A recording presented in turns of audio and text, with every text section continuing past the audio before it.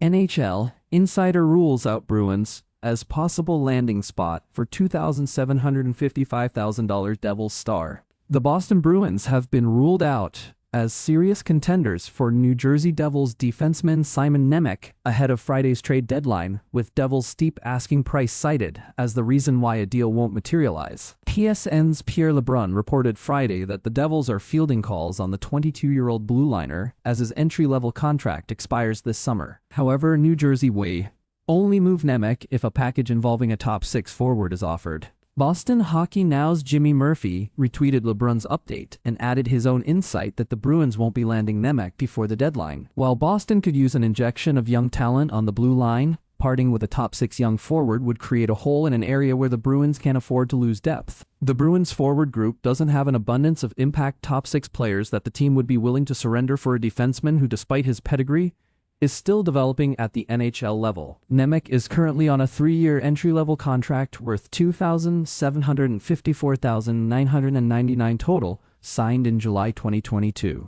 The contract expires at the end of the 2025-26 season, and he will become an unrestricted free agent in the summer. After a somewhat tumultuous stretch that saw him spend time in the AHL last season, Simon Nemec has rebounded nicely in 2025-26. The young defenseman has posted career-high numbers with 21 points, 8 goals, 12 assists in 43 games, while averaging nearly 20 minutes of ice time per night. However, injuries have interrupted what was shaping up to be a breakout campaign. Nemec suffered a lower body injury during practice on deck 13. The Devils placed him on injured reserve on deck 17, announcing he would be out until at least the holiday break, with a reevaluation planned for 2 weeks later. The specific nature of the lower body injury was not publicly disclosed.